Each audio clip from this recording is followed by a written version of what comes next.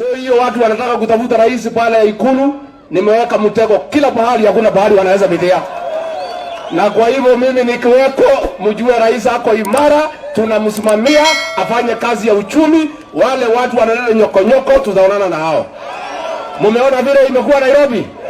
Na mambo bado. Hakuna mtu atakubaliwa kuharibu mali ya Wakenya. And we want to ask our church leaders, the international community, it is wrong to ask the president to sit down with a criminal.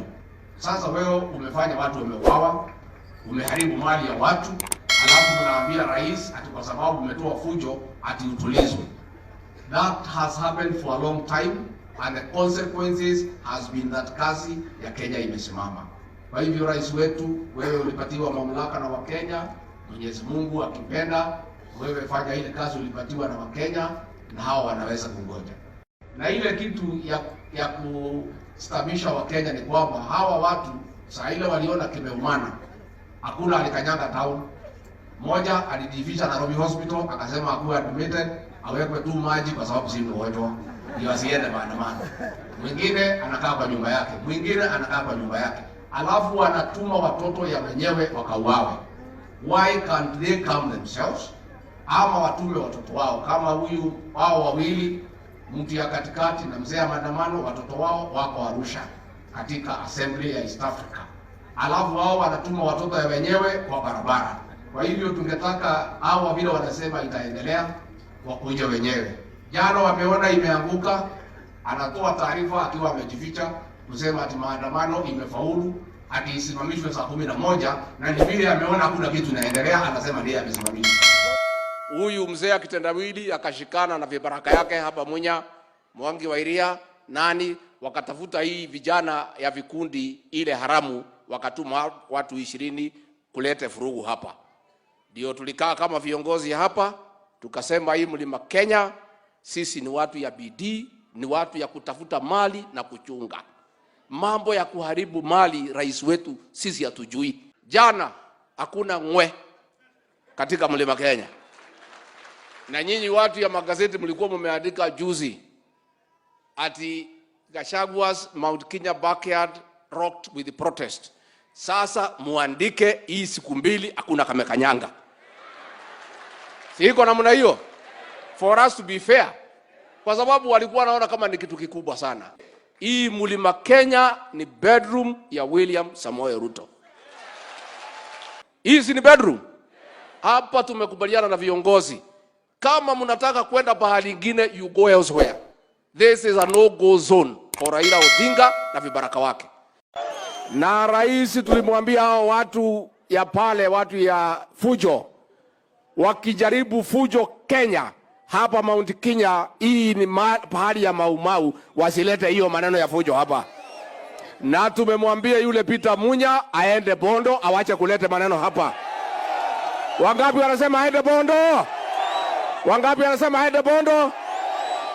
Kama wewe Peter Munya unasikia huko na nguvu ya kuharibu mali, uende Kisumu na Bondo mkaharibu mali huko, hapana hapa Meru. Negwadwa ito.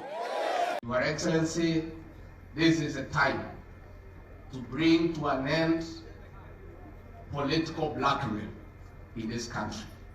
For too long, that mzee wa maandamano ametumia fujo to blackmail the people of Kenya and find his way into leadership. We want to tell mzee maandamano, there is no shortcut to leadership. The only route is one, the ballot. Hakuna njia nyingine. Na kwa hivyo rais ukae kidete, huyu mzee agoje 2027 haiko mbali sana, he can wait. Lakini kutoa fujo ati ndio ingizwe kwa serikali, rais wetu wa Kenya wanakataa. Yule yeyote anataka kuongoza hawezi pitia mlango wa nyuma. Kama hao wanasikia wako na umaarufu, wangoje waonane na wewe mwaka wa 2027. Lakini kwa wakati huu kiongozi wa Kenya ni mmoja, anaitwa nani? Anaitwa nani? Hawa wa jamaa wamezoea kuja kwa serikali kupitia juu ya fujo. Mwaka wa 1982 walileta fujo wakapindua serikali ya Moi. 1997 wakaleta fujo, Moi akaleta hao kwa serikali. 2007 wakauzia Kibaki uoga, wakaingia kwa serikali. 2017 wakauzia Uhuru uoga, na kwa sababu ni mtoto ya Selak akanunua. Sasa wajue huyu rais wetu ni chuma ya zamani. Ni chuma ya zamani, si chuma ya zamani. Na mimi niko hapo, nikae hapo. Sasa mimi sina kazi nyingine, rais aendelee na mambo ya uchumi, na mimi nimeweka mitego kila pahali. Wakijaribu kuja mimi na deal na hawa. Tumekubaliana? Tumekubaliana? The government that will bring down and stop the issue of political blackmail ni serikali ya William Samoei Ruto. Na sisi tunaambia hao watu, huyu mzee ya maandamano, kama unataka kuwa rais ungoje 2027 ukuja ukutane na huyu rais wetu. Ama mngetaka wapitie njia ya mkato? Mngetaka wapitie njia ya mkato? Hello and what's up everybody, welcome to my YouTube channel. This is Elijah Gishuru. In case you're new here, subscribe to my YouTube channel, like, comment and share this content. Like I say, this is the greatest YouTuber in the Republic of Kenya, and the E in my name stands for exactly what you need. Now, the Deputy President of the Republic of Kenya, Honorable Rigathi Gachagua, has rubbished the claims of Azimio leaders by saying the protests or the maandamano were successful. Rigathi Gachagua termed the protests as a total failure. Sisi tunataka kusema rais wetu, wewe ulichaguliwa mchana na watu wa Kenya. Yule yeyote anataka kuongoza hawezi pitia mlango wa nyuma. Kama hao wanasikia wako na umaarufu, wangoje waonane na wewe mwaka wa 2027. Lakini kwa wakati huu kiongozi wa Kenya ni mmoja, anaitwa nani? Anaitwa nani? Hawa wa jamaa wamezoea kuja kwa serikali kupitia juu ya fujo. Mwaka wa 1982 walileta fujo wakapindua serikali ya Moi. 1997 wakaleta fujo, Moi akaleta hao kwa serikali. 2007 wakauzia Kibaki uoga, wakaingia kwa serikali. 2017 wakauzia Uhuru uoga, na kwa sababu ni mtoto ya Selak akanunua. Sasa wajue huyu rais wetu ni chuma ya zamani. Ni chuma ya zamani, si chuma ya zamani. Na mimi niko hapo, nikae hapo. Sasa mimi sina kazi nyingine, rais aendelee na mambo ya uchumi, na mimi nimeweka mitego kila pahali. Wakijaribu kuja mimi na deal na hawa. Tumekubaliana? Tumekubaliana?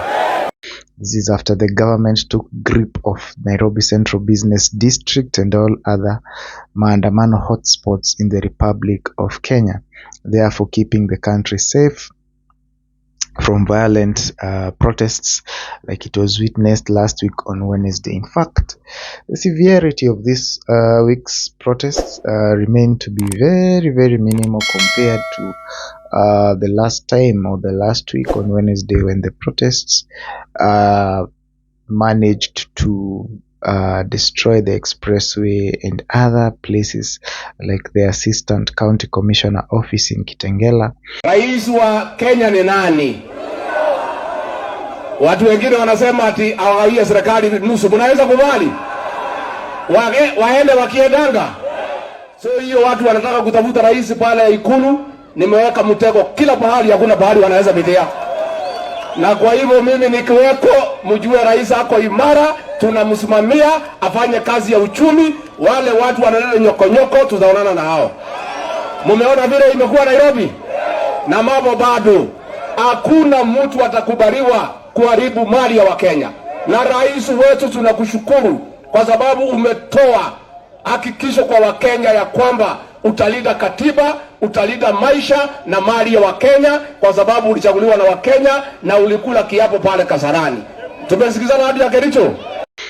And now this time round, the government has made good its threat and has managed to keep almost the entire country safe from protest. Na ile kitu ya kustabisha Wakenya ni kwamba hawa watu saa ile waliona kimeumana, hakuna alikanyanga town.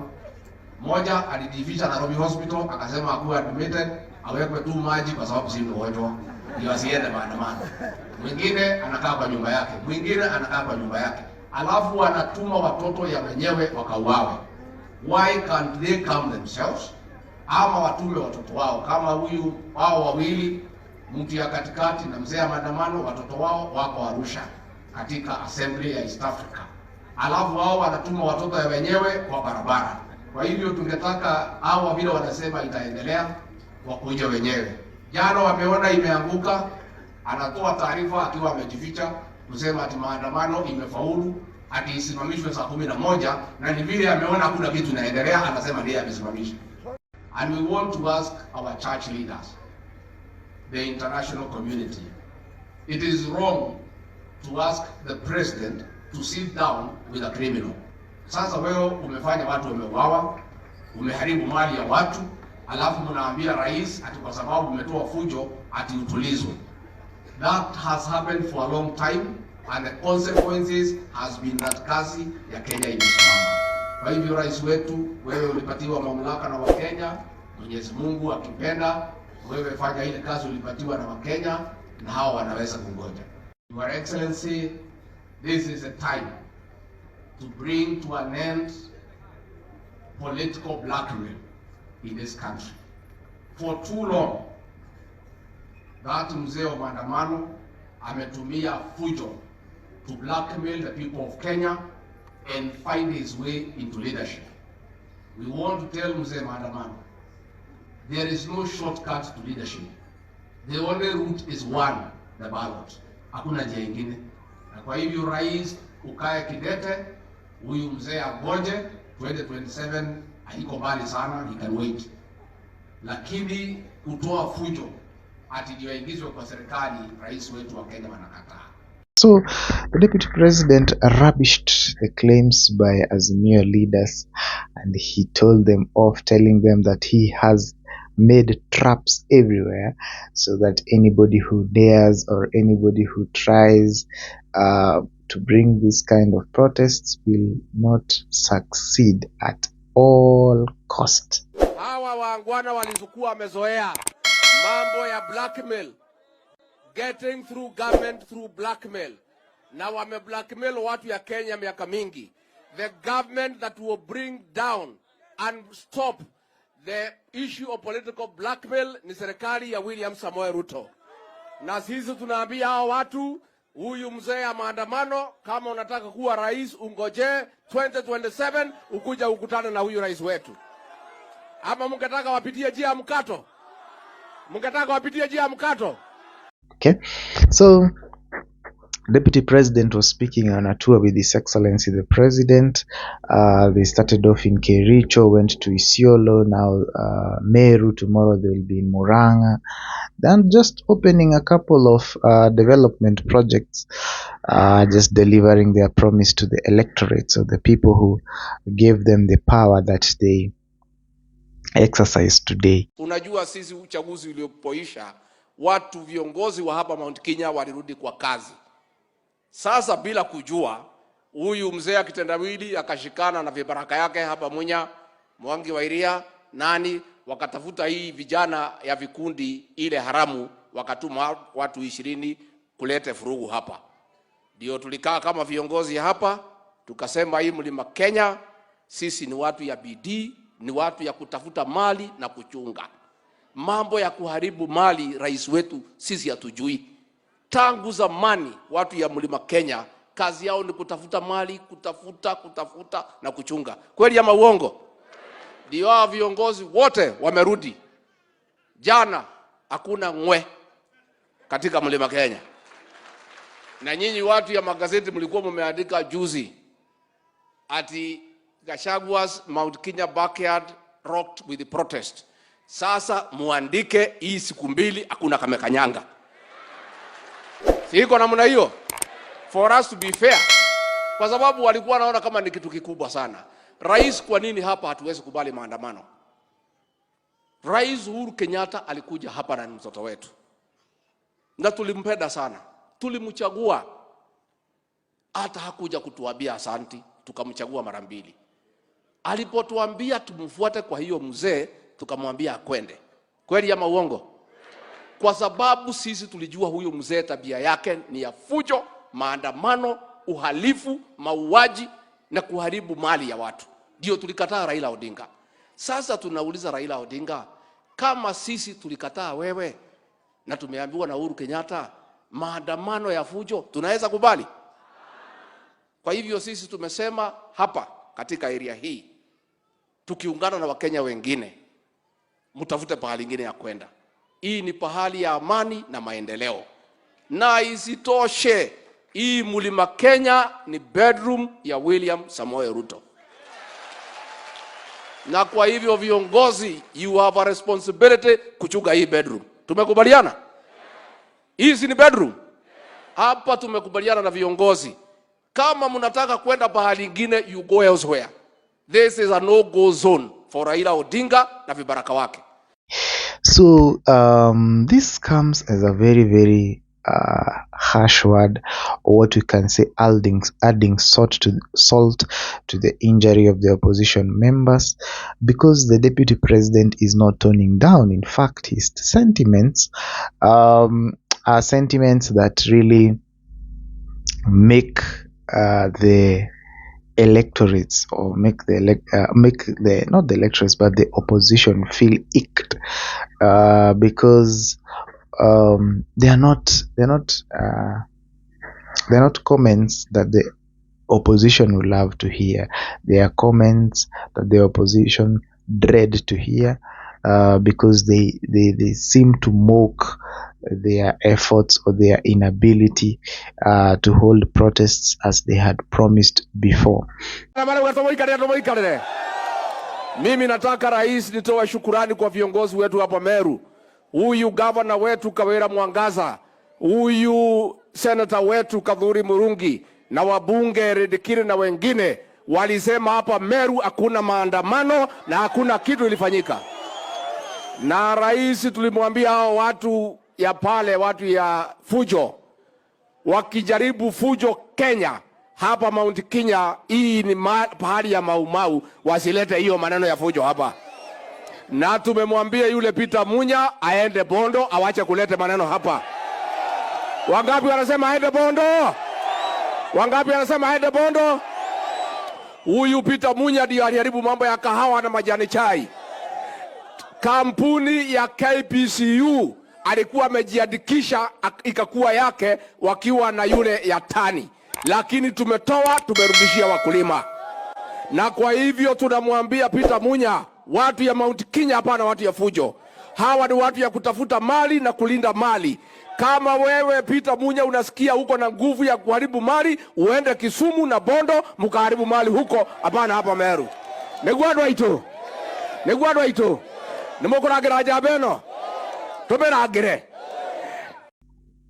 And so the deputy president continues. In fact, he's one of the main campaigners or crusaders against the opposition. From time immemorial, he has had scathing attacks on Raila Odinga, the opposition chief, and he has also had some scathing attack on other members of the Azimio coalition. In fact, at some point he said that who is Raila Odinga? We can never engage Raila Odinga because he's not elected. Who is he in this country? And his remarks has always rubbed the opposition the wrong way, has always rubbed the opposition members the wrong way, because they normally feel mocked. They feel that they feel despised by some of the comments that the deputy president continues to make towards their efforts. But this is politics, guys, and in politics you have to show yourself as powerful. You have to show your opponent as powerless. You have to show your opponent is not somebody that can defeat you, is not somebody who has power over you, because politics is about the leader, is about supremacy battles, is ego battles. You guys, you have to crush your opponent, even if not physically. You have to verbally crush your opponent and crush them properly, because if you don't crush them, then they will not spare you the slightest opportunity to crush you as well. So you have to be the first person to actually go ahead and do the crushing, and that's what the politics has always been about. And the deputy president promised not to relent.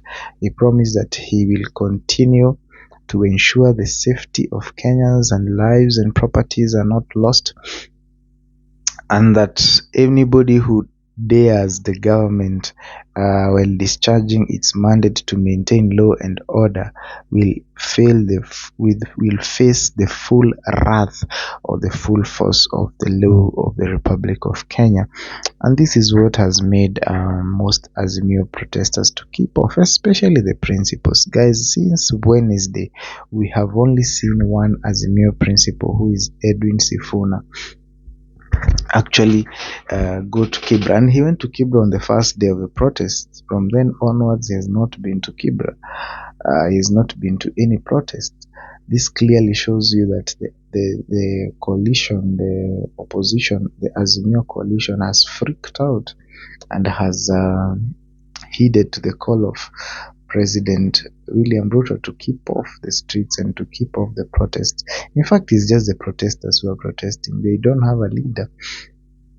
Reports just in say that Raila Odinga is sick. He was called by NTV and he said that he's recovering from a flu, okay, and that he's ill, and once he gets better, he's going to come back and continue the protest. And in fact, he has said even tomorrow, Friday the 21st of August, the protests will still continue. Protests will still continue as scheduled, and tomorrow, in fact, he has said it will be the finale, or the grand protests will be tomorrow, and again to resume next week. So these are things that also, on the other hand, injure the government, because the government does not want disorder. The government does not want a situation where people are not working, where people are not going to work. The government doesn't want a situation where people are losing revenue from their businesses. The government wants a situation whereby everybody is able to go to work, everybody is able to make a living without having disruptions from anybody, be it a politician or a fellow member of the public or anything. So, and that makes it very difficult for the government to control peace when we have people in the streets, mugging others, using that chance to loot. It is a very huge stretch for the police force, and that is what the police do not want. They want, when people are working, people are making progress, people are doing what they are supposed to do without them having to engage them in running battles. So the Nairobi CBD has been very peaceful. In fact, protests have been witnessed in estates in Mathare, Kibera, those estates. But when you consider the Nairobi Central Business District has been very, very peaceful, and the opposition leader has not been able to access it ever since he accessed it the first time. That was the first and last time. You can watch my video, by the way, how Raila accessed the Nairobi Central Business District. Okay, it's part of my videos. That was the first and last time that he was able to do that. So we're waiting to see if the opposition leader will come back after his healing. If he heals, we're waiting to see if he's going to come back to the streets and demonstrate. But I'm sure he will not, because the impact has been quelled down by the government of the day, especially Rigiji, Kenya's second in command. Okay, guys, thank you so much for watching this video. I appreciate your efforts. Continue subscribing, liking, commenting, and sharing this content.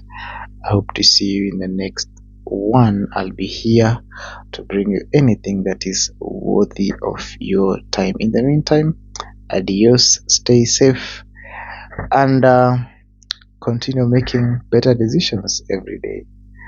This has been your guy Elijah Gishuru.